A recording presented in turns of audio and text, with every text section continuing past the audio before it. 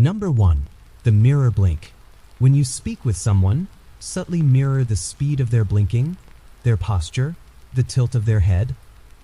It creates the illusion of resonance, like two hearts accidentally breathing in time. They won't notice the trick, but their subconscious will whisper, "This person gets me." In a world starving for connection, you become a mirror, and mirrors are trusted. Trust becomes influence, not by force, but by reflection. You are not controlling them, just guiding the current they already flow in.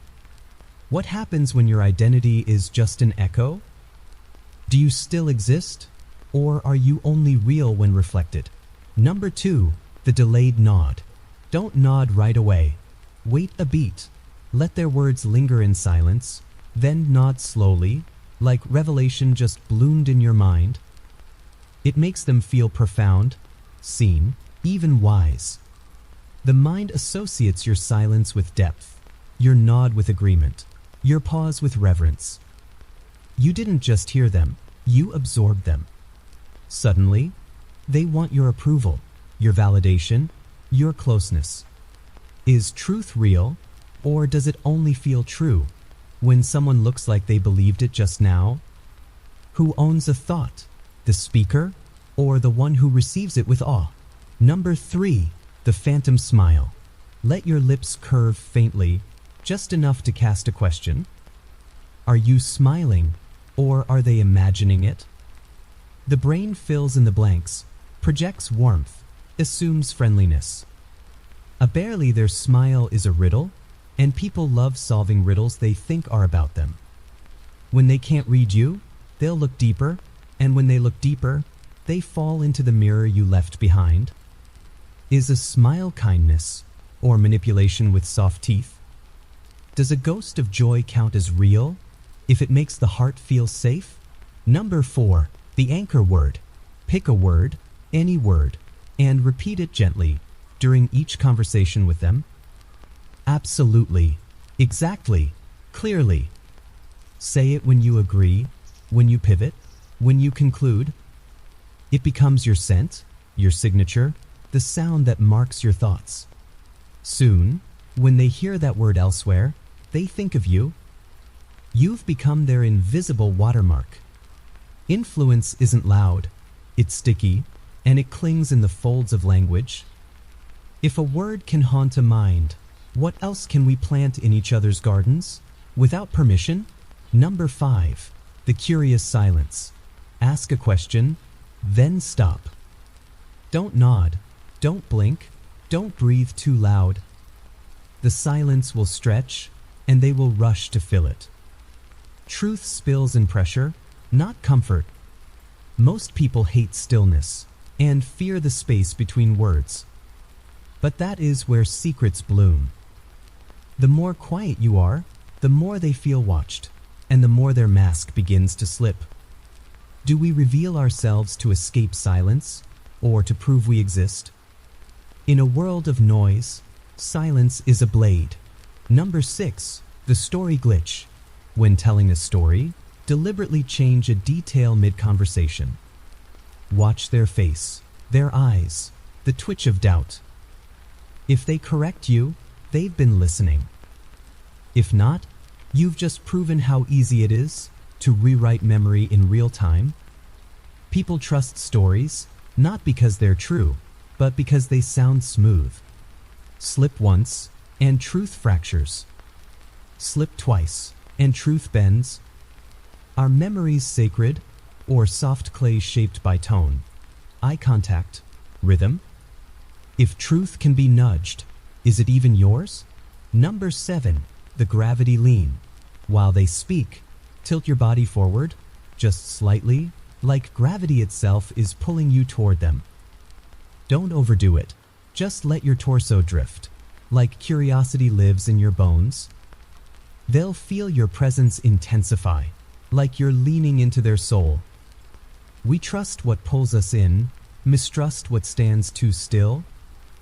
Leaning becomes a tether, invisible and weightless, but very real. If the body speaks before the mouth, who's really doing the talking? Is attention a gift or a trick of posture dressed as care? Number 8. The negative agreement. Say what you believe, but frame it as what you don't believe. I'm not saying you're wrong, I just don't think that's the whole picture. It's not that I disagree, I just see it a bit differently. People lower their defenses when you don't push, but pull subtly, like fog that wraps around the skin. Agreement feels safer, even when it's not agreement. The truth sneaks in wearing the costume of diplomacy.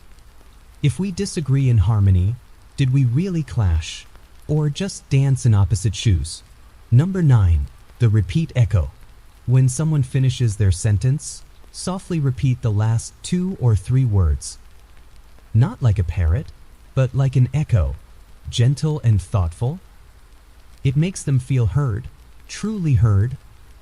Their brain registers reflection, not mimicry, and suddenly, you feel like sanctuary. Repeating back their words is like handing them a mirror, and people admire themselves most in reflections that look warm. Echoes feel safe, familiar, validating. But who are you, if your voice is just a replay of someone else's? Can an echo still have a soul? Number 10. The pause before but. Say something nice, then pause, then add the word but.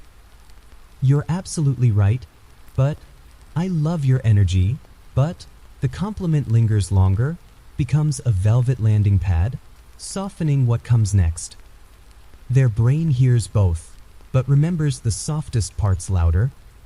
Friction feels lighter when wrapped in silk. You didn't lie, you just layered truth. Is kindness still kindness when used like camouflage? Is the but a betrayal or just a bridge we whisper across when honesty needs a disguise? Number 11. The intentional misquote. Take what someone said and slightly misquote it back to them with a softer edge or a more flattering tone. You said you hated it, right? Becomes you weren't a big fan, I remember. Watch their mind relax as their own words return wearing silk. They may even adopt your version, reshaping memory in real time. Most people don't guard their past, they only guard how it feels. If you can change that feeling, you've rewritten the truth. Is memory a fact, or an agreement between storyteller and listener, revised every time it's retold? Number 12. The half confession. Reveals something that sounds vulnerable, but isn't. I used to overthink everything, you say, while thinking 2 steps ahead. People mistake confession for closeness, and closeness for trust. When you offer your soft underbelly, even if it's made of rubber, they open theirs in return. Now you hold something real, while they only held a story. Is intimacy just well-timed disclosure, or does it require truth? And if both of you feel known, does it matter which one was honest, and which one played the role? Number 13. The invisible authority. Mention a name, any name, but say it like everyone should know it. Well, when I spoke with Dr. Stanton, you murmur, even if Stanton doesn't exist. Most people won't ask, because they fear appearing uninformed. Authority cloaked in mystery feels heavier, safer, more convincing. People want guidance, not always truth. If power can be borrowed from a phantom, how much of the world is held together by names we never questioned? Is influence earned, or does it just arrive when we pretend we already had it? Number 14. The reverse compliment. Instead of praising them, praise what they're not. You're not like most people, you say. You don't play games, you whisper. Their brain scrambles to live up to the compliment, even if they hadn't earned it yet. You gave them a mirror of their better self, and now they want to fit it. Flattery manipulates, but reverse flattery rewires. When we are told who we are, we try to become it. Is identity chosen, or gifted to us in whispers, disguised as admiration, but shaped like expectation? Number 15. The watchful wait. Stand still when everyone moves, Listen while others speak. Pause while others rush. The world equates stillness with presence, silence with power. When you don't chase attention, it turns to chase you. People lean towards stillness, curious why it doesn't need them. You become a lighthouse, unbothered by storms, quietly burning. What draws more eyes? The performer on stage, or the man in the back who never claps? Is mystery something you create, or something you protect, by simply withholding yourself? Number 16, the shifted spotlight. In a group, ask a thoughtful question, then shine the focus on someone else. I wonder what you think, Mia. You say. It flatters them and casts you as generous, aware, graceful. But you planted the seed, and they're watering your garden. The crowd remembers your curiosity, your elegance, your invisibly controlled moment. Influence isn't always loud. Sometimes it just sits in the chair that asks the question, is leadership about being seen, or about shaping where others look, even when you're quiet? Number 17, the unexpected pause. In the middle of a sentence, stop, like you remembered something, then continue with more intensity. It pulls attention in, resets the rhythm, makes your words feel alive. People trust emotion that leaks through structure, and your pause becomes a heartbeat skipped. The mind leans closer, listening harder, reading between lines you never drew. Is authenticity a glitch in the pattern, or just a well-placed stutter, dressed as feeling? When silence interrupts fluency, does it reveal more, or simply suggest there's more beneath? Number 18, the delayed gratitude. Wait to say thank you until the moment has passed. Let it hang, then return to it later. By the way, I really appreciated what you did yesterday. It hits harder, like it lingered in your heart, not just your reflex. Gratitude delayed is gratitude believed. We forget most words, but not the ones that arrive when the moment feels quiet and real. If timing shapes memory, can you plant loyalty simply by choosing when to speak, not just what to say? Number 19, the controlled distraction. Mention something odd just before saying something you don't want remembered. By the way, did you know flamingos can sleep standing on one leg? Then slip in your truth, hidden beneath the pink feathers. The brain gets overloaded and prioritizes novelty. Weirdness is a cloak under which secrets hide.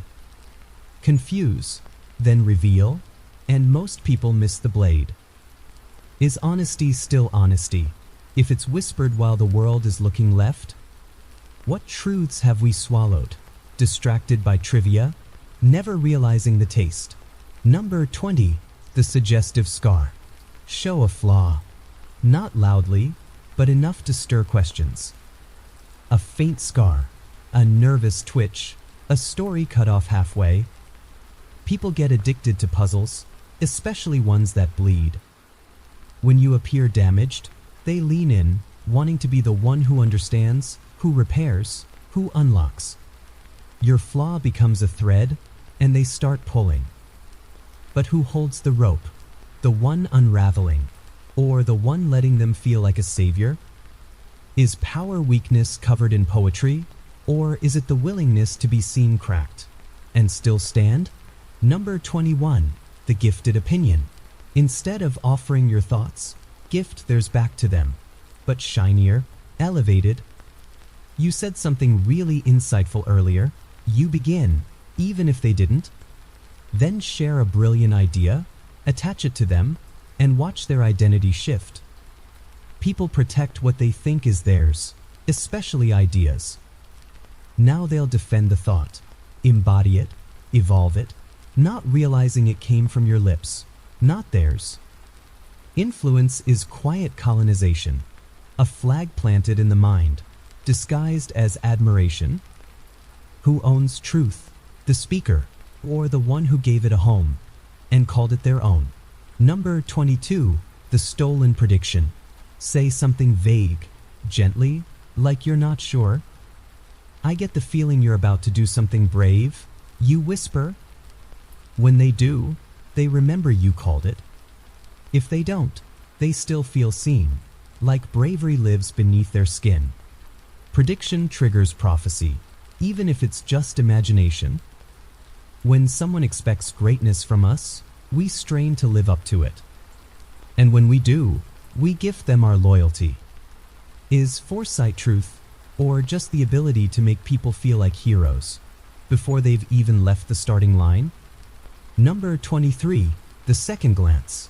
When someone passes you, pause, then glance back, like you just remembered something about them. Let your face hold a flicker, not of desire, but recognition. They'll wonder what you saw, or what they made you feel. A second glance is a hook, dangling from silence, asking no questions, but demanding answers. People crave reflection, and your look becomes their mirror. They'll replay the moment, fill it with meaning, assign it 1,000 reasons. Did you know them? Did they remind you of someone? Or was it just you, reminding them they exist, and maybe even matter? Number 24, the unfinished favor. Start helping, then pause, and let them complete the motion. Hold the door halfway, hand over the item slowly. Stop before you finish. When people finish a favor, they feel invested, like participants, not recipients.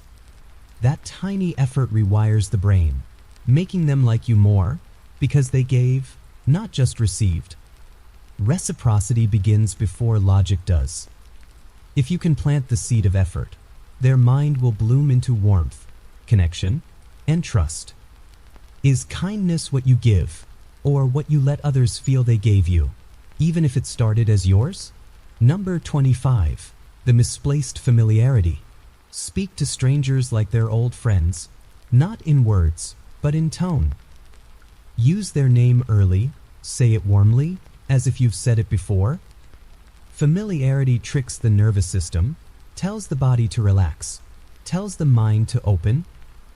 Most people are lonely, starved for recognition, and your voice becomes a sip of memory. They won't ask when you met, they'll just enjoy that it feels like you did. Is connection time, or tone? Can we forge bonds in moments, if we speak like we've always known, and never needed to explain? Number 26, the vulnerable pause. While sharing something deep, let your voice break, just for a moment. Not a sob, but a stumble, as if the truth caught in your throat. They will listen harder, lean closer, wrap invisible arms around your story. Vulnerability opens doors locked with pride, and even if your story is simple, the crack in your voice makes it sacred. We don't fall for perfection, we fall for what bleeds quietly. Is authenticity in the words, or in the tremor between them? If silence speaks grief, then a broken rhythm is a heartbeat begging to be felt. Number 27, the delicate reframe. Take their fear, their shame, their mistake, and reframe it gently. That's not failure, that's a lesson most people never get to learn. You say, "That wasn't awkward, that was honest." The mind craves stories that heal, and if you offer one, they'll take it, hold it, live by it. Reframing rewrites reality, but softly, with velvet hands. If pain is perception, then salvation is suggestion. Are we broken, or just badly narrated? And what happens when someone offers us a better story, and we say yes? Number 28, the quiet parallel. When someone tells you their story, don't interrupt, but later, share your own, almost the same, just slightly different. The brain links similarities, assumes alignment, bonds over echoes. You didn't say, "me too," but you did, with nuance, with grace. Parallels build intimacy, without stealing the spotlight. Their mind folds you into their world, without realizing it. Is empathy saying, "I understand," or proving it in patterns, that feel eerily familiar? And if their pain meets your shadow, do you become part of their light without asking for space? Number 29. The Misdirection Compliment. Compliment what they love, not what they expect. Not their clothes, but their taste. Not their looks, but their confidence. You always choose the most interesting things, you say, and suddenly they feel seen, beneath the surface. People know when they look good, but they rarely feel known. A compliment that targets the hidden unlocks devotion. You saw something no one else mentions, and that changes everything. Is flattery sugar, or is it medicine? When it reaches the part that aches for validation, but never dares to ask? Number 30. The Echoed Hesitation. When they hesitate, hesitate too.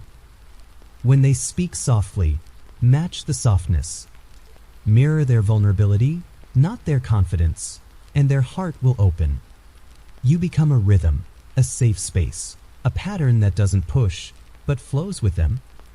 People relax when they're not the only ones unsure. By mirroring their pace, you tell their nervous system it's okay to be gentle. Influence becomes surrender, not control. Is connection built in words, or in the spaces between, where breath matches breath, and no one rushes to be strong first? Number 31. The False Forget. Pretend to forget something small, like their favorite drink, or the detail of a story, and then casually remember it later. Oh wait, wasn't it jasmine tea you always order? Their heart will skip, not because you remembered, but because they mattered enough for your mind to return. Memory feels like affection, especially when it hides behind the curtain, only to peek out when least expected. Is remembering a duty or a dance, where forgetting is part of the performance? And if a delay makes the spark feel real, then is it delay or design? Number 32. The Strategic Withdrawal. When you're getting attention, pull away, gently, as if you're not used to the spotlight. Sorry, I ramble sometimes, you say, even if your words hypnotize. People chase what retreats, they value what vanishes. Your humility becomes a lure, your absence becomes presence. We don't fall for confidence alone. We fall for the balance of glow and retreat. Is power in how brightly we burn, or in how often we dim, just enough to make them lean closer, wanting the flame to return? Number 33. The Answer Before the Question. Offer comfort before they admit they're in pain. Say, I know this week's been heavy, before they say they're struggling. You've been holding a lot, haven't you? It makes people feel seen, without revealing themselves. You touch the wound without being asked, and somehow that feels safer, more divine. Most pain lives beneath words, waiting to be recognized. When you call it out early, it doesn't feel like exposure, it feels like care. Is intuition real, or is it just listening better, reading what the body writes, when the mouth stays silent? Number 34. The Borrowed Watch. Ask for the time, even if you already know it. Let them glance at their watch, unlock their body from its usual pose. That single act shifts power, invites interaction, gives you a thread to pull. Thanks, I didn't want to be late for something important. You add, and their mind begins to wonder. You're now a person with purpose, urgency, mystery. You didn't ask to connect, you asked for time, and that felt safe. Is influence about what we want, or about how we enter, disguised as small talk, asking for nothing big? Number 35. The Echoed Emotion. When someone tells you how they feel, respond with the same word, but quieter. I'm anxious, they say. You murmur, anxious, yeah? It sounds like understanding, not advice, and that makes all the difference. The repetition wraps around them, like a hug made of sound. We don't always want answers, we want mirrors, to see ourselves without distortion. If healing begins in recognition, Then is the soft echo, not the solution, the truest form of care. Can one word, repeated like a secret, change how we carry the weight? Number 36, the fumbled compliment.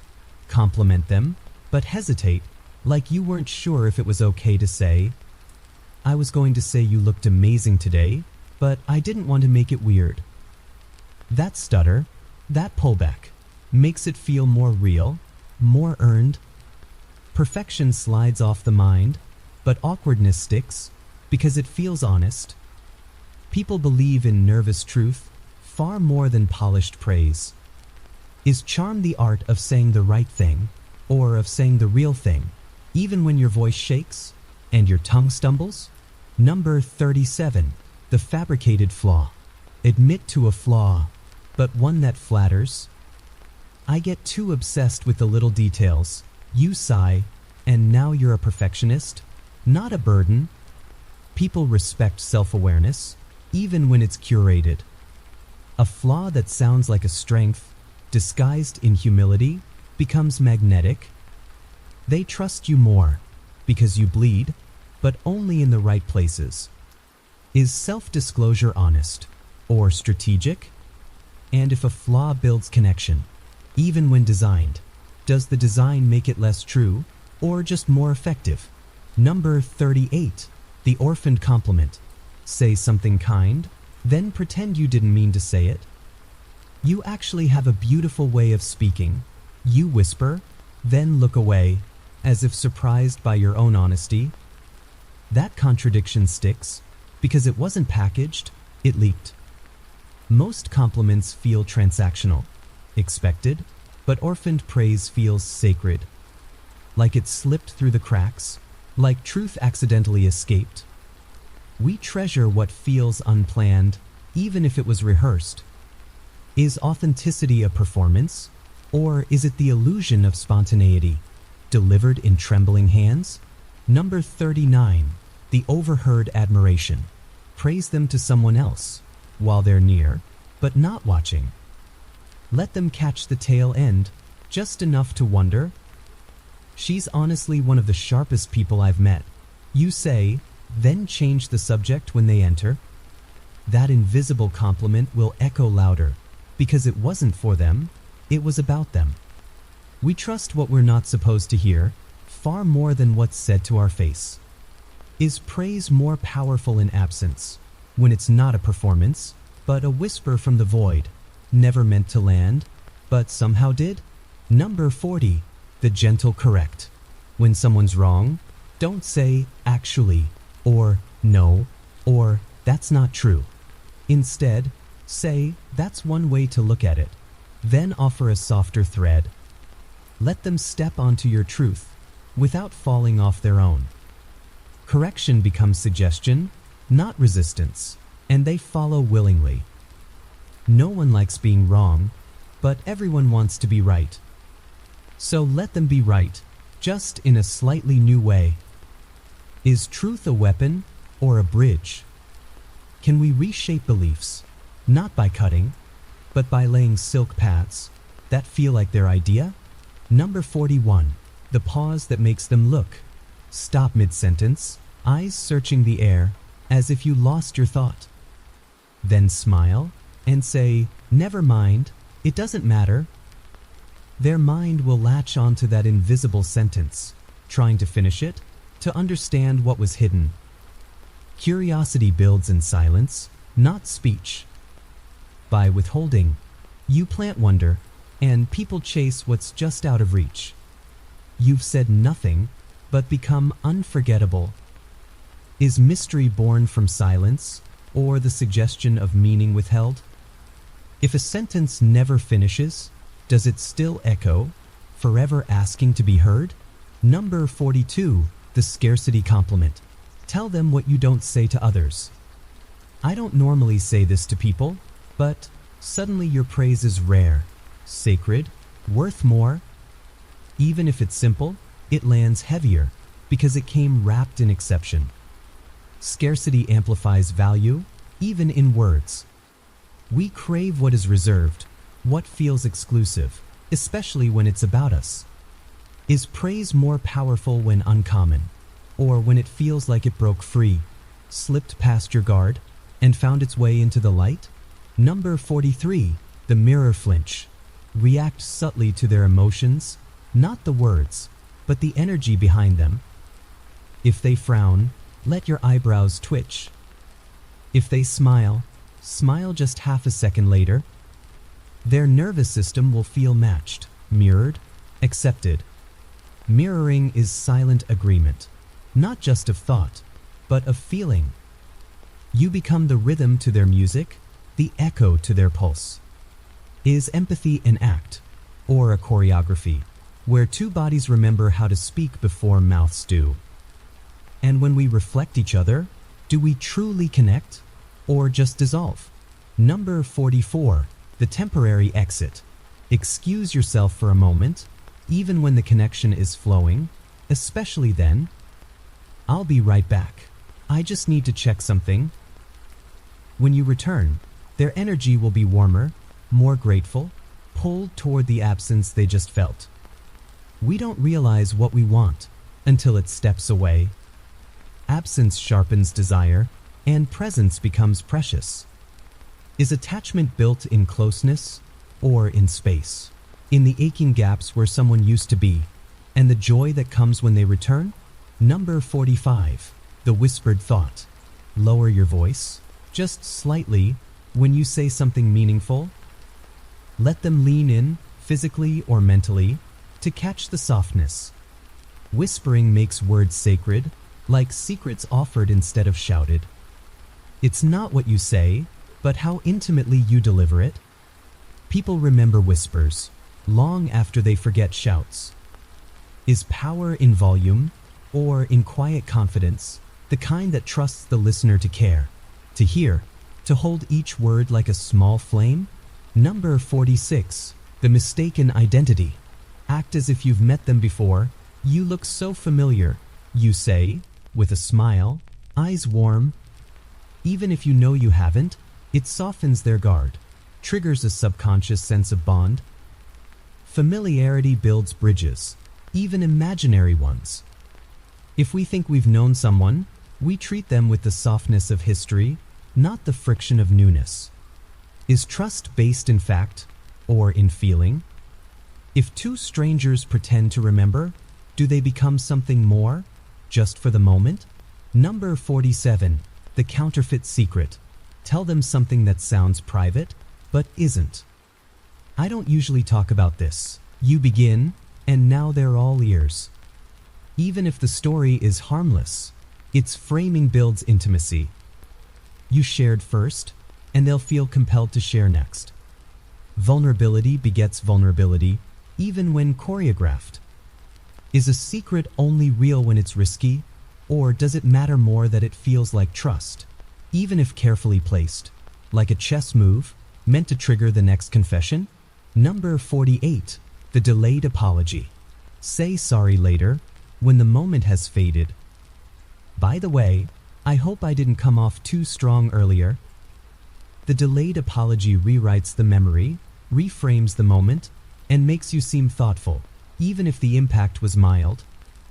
People remember intention, and your aftercare becomes more powerful than perfection. Is connection built on flawless execution, or on gentle repairs, stitched in hindsight, when the emotional dust has settled, and kindness has more room to breathe? Number 49. The invisible favor. Help them without making it known. Send the file, fix the issue, speak well of them to someone important, without telling them. Eventually they'll find out, or maybe they won't, but the world shifts in your favor. Quiet favor is louder than loud gestures. Selfless acts create gravitational pull because they ask for nothing and offer everything. Is influence more pure when it's invisible? Or is the real power in being the wind behind their sail, never asking to be seen, only to be felt? Number 50. The self-canceling boast.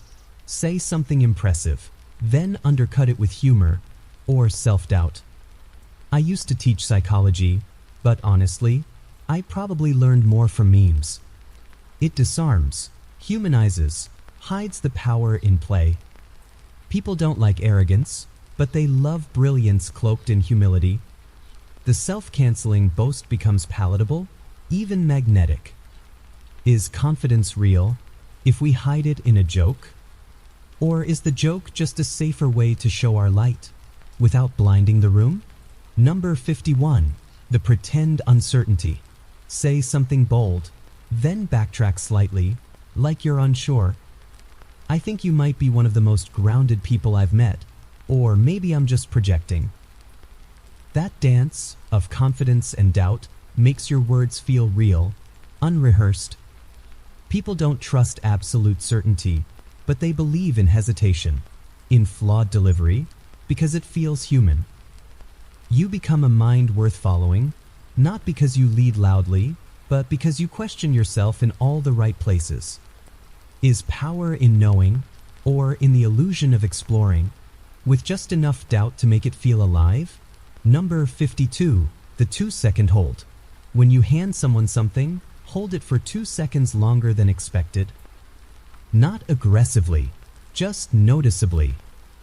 Let the object transfer with the smallest resistance. They will feel it, even if they don't name it. It creates a charge, a microconnection, a flicker of tension. Touch is a language, and time is its accent. We sense intention through pauses, through how long someone lets go. Is connection about skin or about timing? About when we choose to release, and how long we let someone linger in our grasp without saying a word? Number 53, the implanted curiosity. Say something unfinished, then smile like it's not important. I had the strangest conversation today, but I'll tell you later. Now their brain can't let it go. It clings, spins, wonders. You've left a gap, and the mind hates gaps. Curiosity grows in silence, not in answers. You've created emotional gravity, a mental cliffhanger, and they will return, just to close the loop. Is power in knowledge, or in the silence that hints at it? If mystery pulls harder than clarity, why do we always try to explain ourselves away? Number 54, the sudden stillness. In the middle of motion, go still. Let your hands stop moving, your voice lower, your body quiet. Stillness feels like depth, like something just shifted. People lean in, not out, when the world slows. Your silence becomes substance, your calm becomes command. Noise fills rooms, but stillness fills minds. Is authority found in volume or in restraint? In the pause before a storm, or the eye within it? What speaks louder than stillness, when it's chosen, not forced? Number 55, the borrowed emotion. While listening, let their emotion show on your face. If they share excitement, brighten your eyes. If they speak of loss, let your smile fade. Not theatrically, but truthfully, responsively. People feel seen when their emotions echo, when their storms cause ripples in you. You didn't solve anything, but you absorbed something, and that's what matters. Is empathy in words, or in facial gravity, in the pull of feeling from one soul into another? If you wear their emotion, even briefly, do you become part of their healing, or just part of their memory? Number 56, the misdirection question. Ask a strange question, not to gather facts, but to catch them off balance. If you were a forgotten object, what would you be? They'll pause, think, tilt their head, and now the dynamic has shifted. You've entered their mind sideways, not through the door, but the window. Vulnerability doesn't always come from depth. Sometimes it comes from confusion, from the joy of being surprised. Is connection found in predictable scripts, or in questions so odd they shake truth loose, just by rearranging expectation? Number 57, the apology without guilt. Say sorry, not for what you did, but for how it felt. If I came off cold earlier, I'm sorry. I was just distracted. You didn't admit wrong, but you offered softness. People rarely need an apology, they need acknowledgement, awareness, reassurance that they were noticed. Guilt is heavy, but awareness is warm. Is resolution built on proving who was right, or on caring who felt wrong? And if we say sorry before we're asked, do we prevent wounds, or just become the salve waiting on the skin? Number 58, the conversational callback. Weeks later, bring up something small they once said. A favorite book, a memory, a dream. You mentioned that one night by the lake. I thought of it the other day. Now they feel important, remembered, real. Callback is memory's gift, and we all long to be unforgotten. We treasure those who track our echoes, who hear us the first time, and carry it forward. Is intimacy built in grand gestures, or in quiet echoes, replayed softly when no one asked for them, but everyone hoped? Number 59, the invitation to critique. Ask for feedback, not to improve, but to build trust. Let me know if I ever talk too much. It's humility made visible, vulnerability dressed in inquiry. Even if they say nothing, they trust you more, because you opened a door. We lower walls for those who ask to see them, not those who tear them down. Is leadership about always knowing, or about allowing others to shape us, even if only in possibility? If we offer our flaws first, do others stop looking for them, or start loving them more? Number 60, the reverse flinch. When they confess something hard, don't flinch, don't shift, don't blink too fast. Stay still, hold their gaze, soften your breath. The absence of recoil becomes refuge. Most people expect shame, judgment, or discomfort, but your calm becomes a cocoon, a silent permission to exist as they are.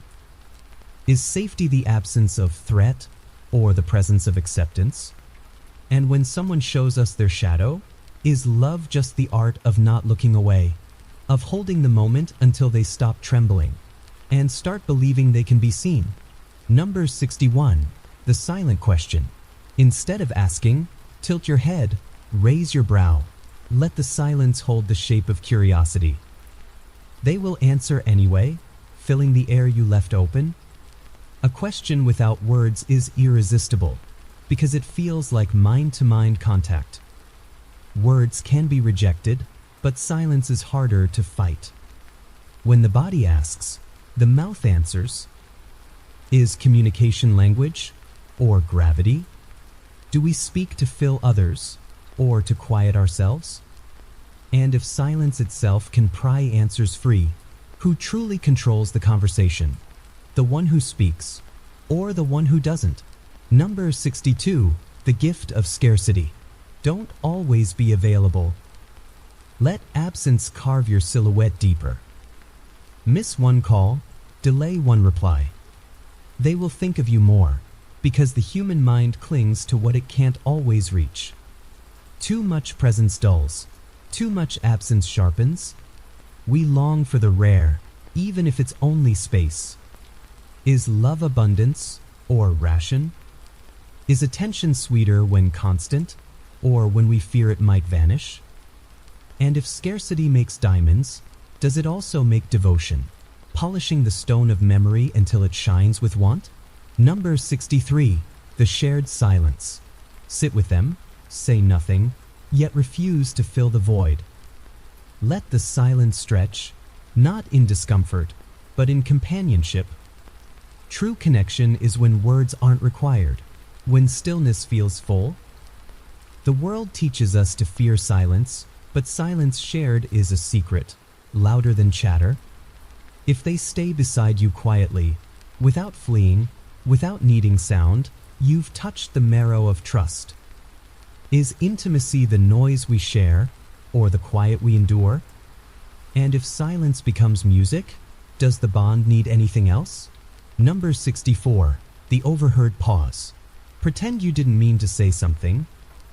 let it slip, then pause, as if regretting it. Sometimes I wish people really saw me. You murmur, then look away.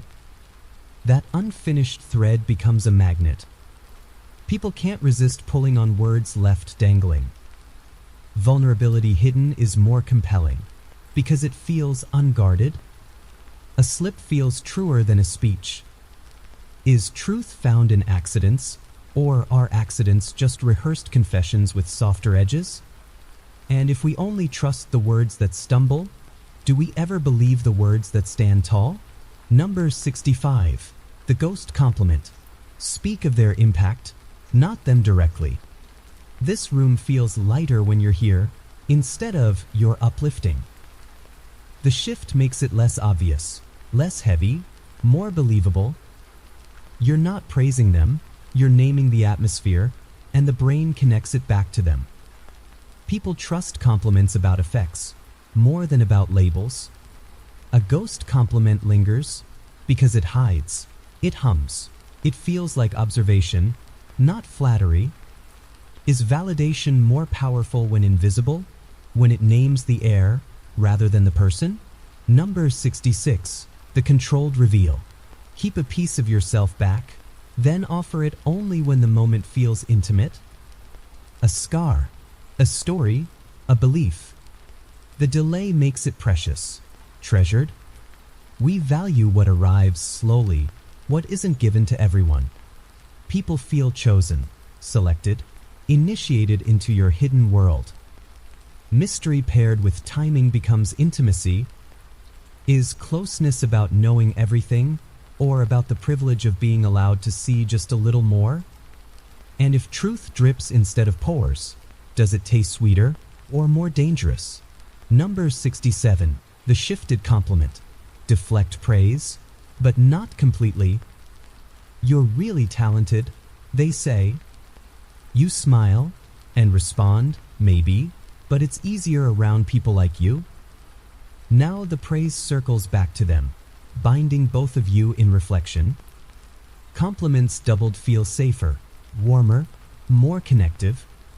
You become humble, but not dismissive, generous, but not denying. Is humility self-erasure, or the art of redirecting light, so that no one burns, but both glow? If praise shared is doubled, does it matter who it was meant for first? Number 68. The Suspended Ending. When telling a story, stop just before the climax. Let them imagine the end. Let them finish the tale in their own head. The brain craves completion, but fills the gap with their own projections. Whatever they imagine will often feel more powerful than what you could have said. Suggestion always outweighs detail. Is influence built by speaking, or by withholding, leaving space for the listener's mind to write itself into the script? If endings never arrive, do stories live longer, repeating forever, unfinished but unforgettable? Number 69. The Intentional Misstep. Make a small mistake, then laugh at yourself. Spill a drop of water, trip over a word, then recover gracefully. Perfection intimidates, flaws invite. People connect to cracks because they reveal humanity. Vulnerability, when safe and small, disarms defenses. You're no longer untouchable, you're relatable. Is charisma flawlessness, or the courage to fumble and smile anyway? If imperfection is magnetic, then maybe all power rests in showing the places where you bend, but do not break. Number 70. The Abandoned Sentence. Begin to speak, then stop yourself. I was going to say something, but the incomplete thought becomes a haunting. They will wonder what it was, and why it was left unsaid. Mystery thrives in unfinished business. The unspoken carries more weight than the spoken. Their imagination fills in the missing words, often with meanings more flattering, or more powerful, than anything you would have actually said. Is language in what we utter, or in what we withhold? And if silence completes the sentence, who truly wrote it? Number 71. The echoed compliment. When someone compliments you, don't absorb it, reflect it.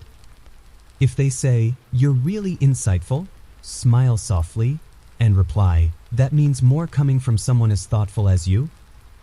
The compliment bounces back, but now it shines brighter. Reciprocity makes words feel warmer, and people begin to crave your presence because you make them feel like mirrors of greatness. Echoing creates a feedback loop where kindness doubles and admiration multiplies. Is validation real because of the words or because of the reflection?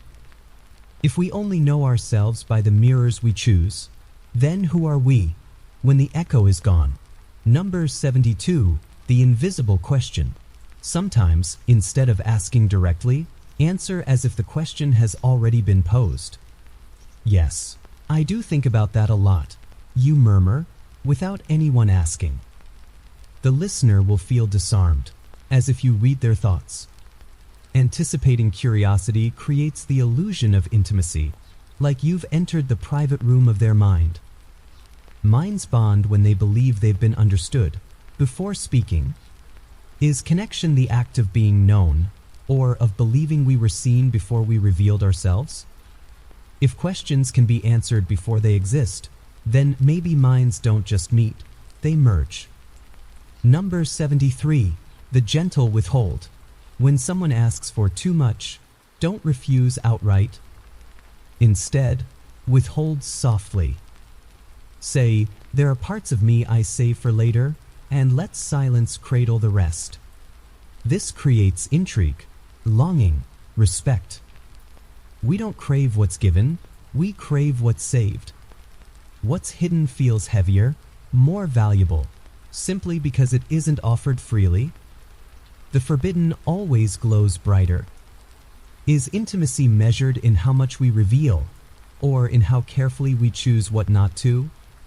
If mystery becomes currency, then the wealthiest are not those who speak, but those who protect their silence. Number 74. The soft interrupt. Interrupt without stealing. When they speak, lean in, touch their arm lightly, and whisper, "Wait, I love how you said that." Then let them continue. The interruption isn't theft, it's affirmation. It shows presence, not dominance. Most interruptions are sharp, cutting, but this one stitches closeness because it elevates them rather than derails. People don't remember the noise of a room. They remember the places where they were illuminated. Is influence louder when we command or when we interrupt to praise? And if interruption can feel like kindness, then maybe silence isn't the only form of respect. Number 75. The orchestrated flinch. Show a quick flash of surprise, a spark in your eyes, when they reveal something mundane. React as if it's profound, even if it's ordinary. "You did that?" You whisper, as if they've moved mountains. The brain interprets amplified reaction as validation. They feel extraordinary, seen, admired. Even small lives crave big echoes. Is greatness measured in deeds, or in the way another soul reflects them back? If your reaction turns the mundane into magic, then are you the observer, or the alchemist, transforming lead into gold, with nothing but wonder? Number 76. The borrowed tension. If the air grows heavy, borrow it. Say, "I feel it too, this strange weight between us." By naming tension, you control it. Most people avoid discomfort, but the one who points to the elephant owns the room.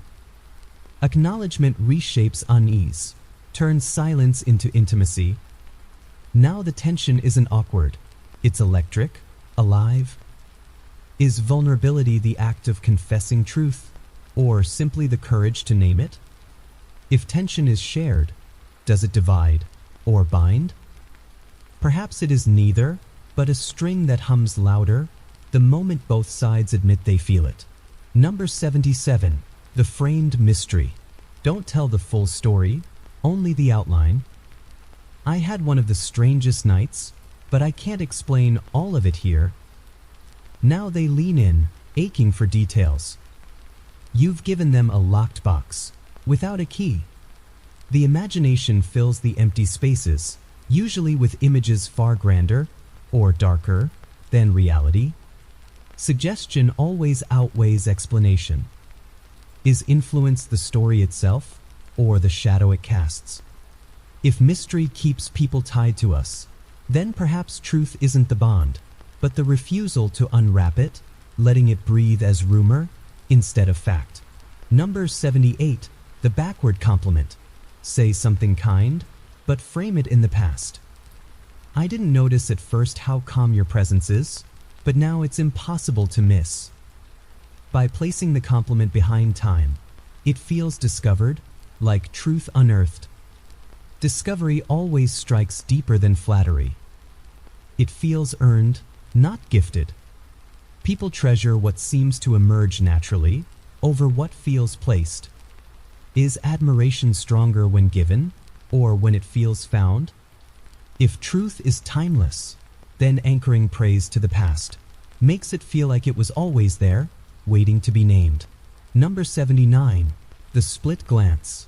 When they look at you, glance at their lips, then back to their eyes. Do it only once, quickly, like a slip you didn't mean. It plants a seed, small but burning. The brain notices microsignals, magnifies them, wonders what they mean. Did you mean attraction, or was it nothing? Uncertainty is gasoline, and the mind keeps replaying. Power isn't always in declaration, but in suggestion, in the question left unanswered. Is desire about what's said, or about what lingers in the flicker of a glance? Unfinished but undeniable? Number 80, the weighted pause. Before answering, breathe slowly, let the silence thicken. Then speak with softness, like each word was chosen from a heavy garden. The pause makes your response matter, because weight is born from waiting. People value what they anticipate, more than what comes easily. Even simple words sound profound when placed on the stage of delay. Is wisdom knowledge, or timing? If silence can polish words until they shine, then perhaps every pause is a forge, turning thought into gold, and the listener into a believer, before you've even said anything. Number 81, the question that isn't. Instead of asking directly, frame curiosity as a statement. I can tell you've been through something that made you stronger. Now they feel compelled to confirm, deny, or elaborate. Either way, they've answered a question you never asked. People resist interrogation, but they rarely resist recognition.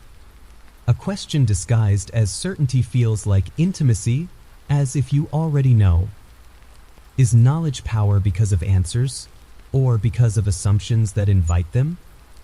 If the line between guessing and knowing disappears, then maybe truth isn't discovered, but suggested, waiting for the other to step into the space you left open. Number 82, the vanishing compliment.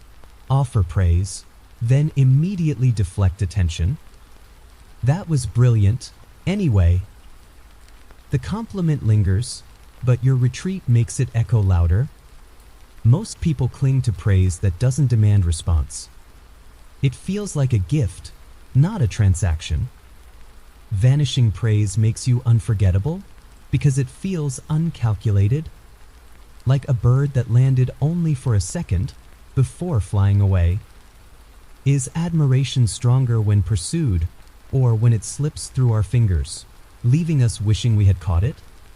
If a compliment can vanish, does it grow heavier or lighter in memory's hands? Number 83, the slowed answer. When asked something, pause longer than expected. Let them wonder if you'll reply. Then deliver your answer with gentleness, as if it took true thought to surface. Slowness creates gravity, makes words feel deliberate. People believe more in what takes time than what comes too fast. Is truth about speed or weight? Does hesitation make words honest, because they feel pulled from somewhere deeper? If the world runs fast, then maybe influence belongs to those who move like molasses, who drag silence behind them, and drop words like anchors, sinking into minds too restless to forget. Number 84. The pretend regret. Say something kind, then act like you shouldn't have. I shouldn't say this, but you carry yourself like someone others secretly admire. Now it sounds forbidden, precious, too real to be shared freely. Regret becomes camouflage for intimacy. People trust what feels unscripted, even when it's staged. A slip feels like truth, even more than polished honesty. Is vulnerability more believable when dressed as accident rather than confession? If we only believe in words that stumble, then maybe the truest power isn't eloquence, but the art of pretending you revealed too much, without meaning to. Number 85. The sudden pivot. Mid-conversation, change direction suddenly. Anyway, that reminds me of something strange. Pivots disrupt rhythm, make the mind follow. You become the one holding the thread, while they chase. Control isn't always about volume, but about momentum. The one who moves first sets the pace. A pivot is a leash made of curiosity. Is power in holding attention or in shifting it? If you can redirect the river, then maybe conversation is never about water, but about the stones you place, guiding where the current bends, even if no one sees the hand. Number 86. The hidden smile. Smile at the wrong moment. Not when they finish the joke, but when they start. Not when the praise lands, but just before. Smiling early feels like foresight, like you already know where the story goes. It unsettles, but also enchants. The human mind seeks alignment, so they'll bend their interpretation to fit your smile. Now you shape the meaning, not the words themselves. Is influence found in what we say, or in the subtle cues we place, just ahead of the moment? If joy arrives early, do we rewrite the ending, just to explain the smile? Number 87. The gentle confusion. Drop a sentence that doesn't quite fit. It's strange how red always tastes heavier than blue. They'll pause, laugh, question. The strangeness disrupts, but also bonds, because confusion creates connection. They'll try to solve you, to categorize, to understand. In that effort, they stay with you longer. Is clarity connection, or is mystery stronger? If a puzzle makes people lean closer, then maybe the most powerful bond isn't sense, but wonder. And if confusion keeps us awake at night, replaying, then maybe chaos is its own kind of intimacy. Number 88. The shift in focus. When they're speaking, glance at something behind them, just for a moment, then return to their eyes. That tiny disruption makes them self-aware, wonder if something's changed. They'll lean in, seeking reassurance. It's not distrust you've planted, but intrigue. They want your attention fully, and will fight for it. Is attention most powerful when given, or when withheld briefly, like a shadow passing over light? If focus can be broken, only to be returned, then maybe the true trick is not in holding, but in making others chase to keep it. Number 89. The delayed laugh. When they make a joke, don't laugh immediately. Let the beat pass, then smile, then laugh, as if it caught you off guard. The delay feels authentic, unforced. People love humor that feels discovered, not automatic. You didn't just hear, you processed, you enjoyed, you chose to laugh. Your delay makes their humor feel smarter, sharper, more lasting. Is connection about timing or about reflection? If laughter comes too quick, it feels cheap. But if it blooms slow, it feels earned, and earns you in return. Number 90. The shifted truth. Tell the truth, but frame it sideways. I wouldn't say you're stubborn, but I'd say you know what you want. Same truth, softer edges. Reframing transforms rejection into acceptance. People don't resist truth when it flatters, even if it's the same reality. Influence isn't about lies, but about angles. Tilt the light, and even flaws look like constellations. Is reality fixed, or does it depend on how it's delivered?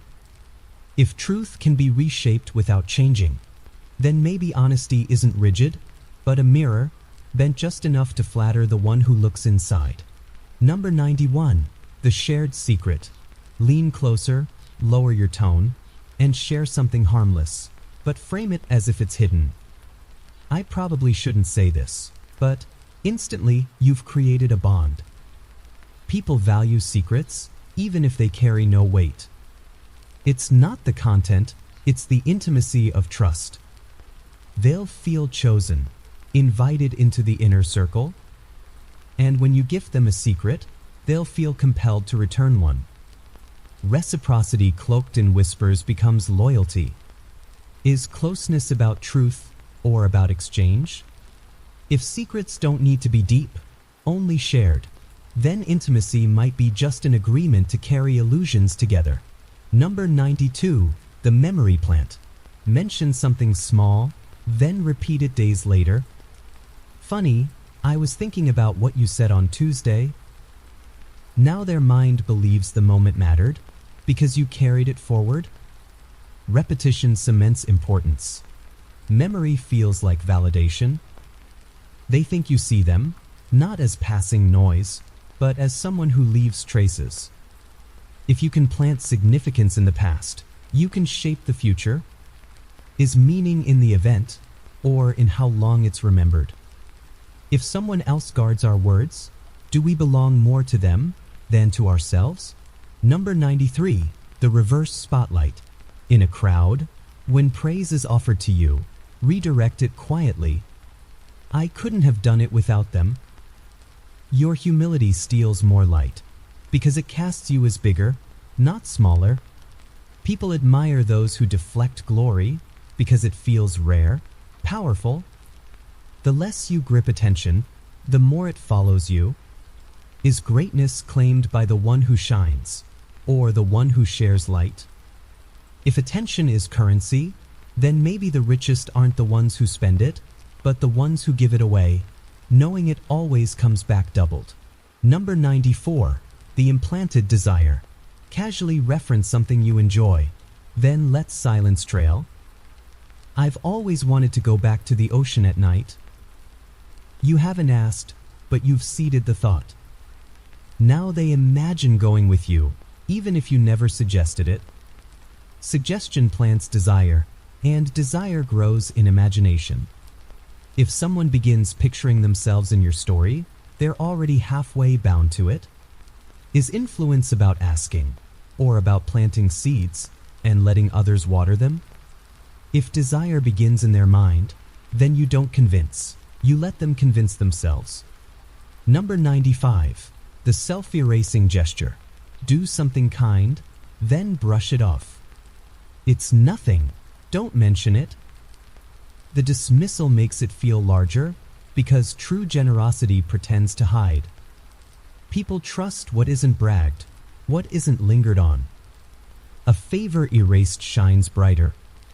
Your humility becomes the stage, and they stand upon it. Is kindness about the act, or the absence of claiming it?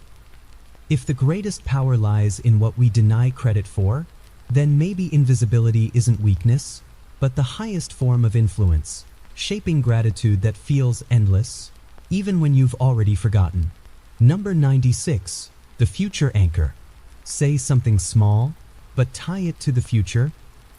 One day, when we're looking back, this will be funny. You anchor yourself in their timeline, subtly planting yourself in their imagined life. The brain begins to picture you there, as if the bond already extends forward. Anchoring shifts possibility into inevitability. You're no longer temporary, you're part of the narrative. Is destiny chosen or suggested? If the future is shaped by what we imagine, then perhaps influence is simply the art of being placed in another's memory before it even happens. Number 97. The reflected strength. When they share weakness, reflect it as strength.